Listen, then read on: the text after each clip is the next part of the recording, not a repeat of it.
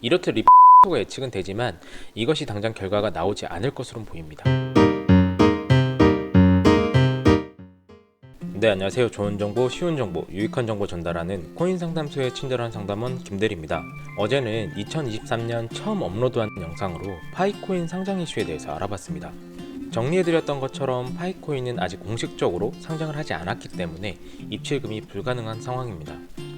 따라서 이로 인해서 발생할 수 있는 스캠 사기에 대해서 주의하시길 바랍니다. 오늘은 금일 진행될 예정인 리플 소송에 대해서 정리해보도록 하겠습니다. 영상을 시작하기에 앞서 아래 무료 링크방을 통해서 문의 주시면 친절하게 답변 드리겠습니다. 자, 그럼 영상 시작 전에 구독, 좋아요, 알람 설정하고 시작하겠습니다. 2023년 암호화폐 시장에서 가장 이슈가 되고 주목하고 있는 이슈는 리플 소송일 것입니다. 주요 코인 관련 경제연구소, 전문가, 언론들 모두 가장 중요한 이슈 중 하나로 꼽고 있으며 리플 측의 승소를 50%, SEC 측의 승소를 30%가량으로 보고 있습니다. 오늘은 지난 12월 12일 연기된 소송이 있는 날로 지금 소송 관련해서 정리해보고 향후 시장의 흐름을 분석해보도록 하겠습니다. 우선 리플 소송 관련해서는 이전 분석 영상이 또 있으니까 참고 부탁드리고요. 리플 역시 작년에 굵직한 이슈 때 크게 하락하면서 반등했다가 다시 하락하는 모습을 반복해서 보여줍니다. 작년 1월 긴축통화 정책 이후에 급격하게 하락하여 1,100원대가 깨진 이후에는 다시 뚫고 올라가지 못하는 모습이 비트코인과 크게 비슷한 모습을 보여주고 있습니다.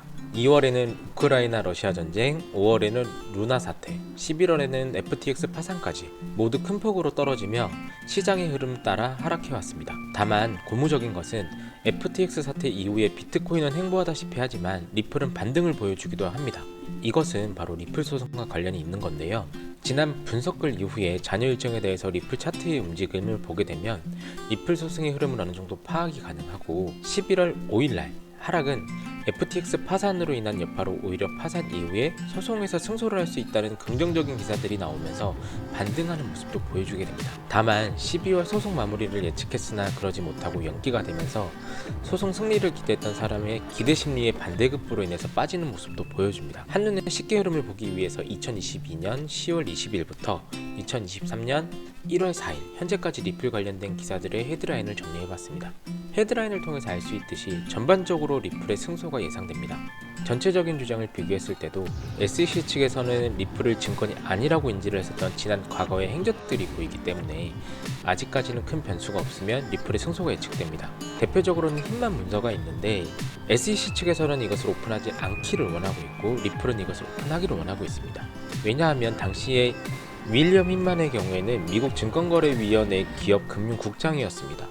이 힌만 문서가 중요한 이유가 2018년 6월 파이낸스 월마켓 서밋에서 진행한 연설에서 리플과 SEC 간의 미등록 증권 판매 소송을 판가름지을 결정적인 증거 자료로 알려져 있습니다. 힌만은 당시 연설에서 비트코인과 이더리움은 유가증권이 아니라고 이미 언급한 바가 있습니다. 그렇기 때문에 리플에서는 이 문서를 공개하기를 원하는 것이고 SEC 측은 이 문서를 공개하지 않기를 원하는 것이죠.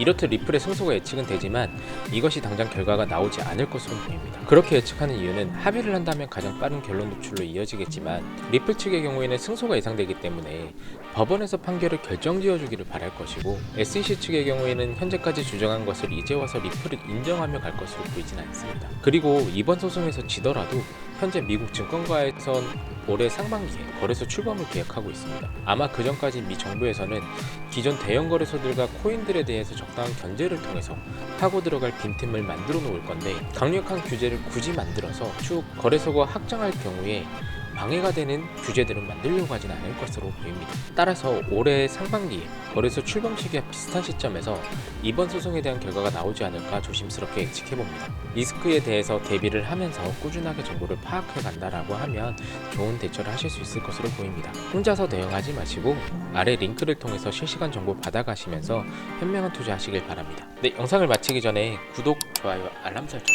눌러주시고 지금까지 코인 상담소의 김대리였습니다. 저는 이만 퇴근하겠습니다.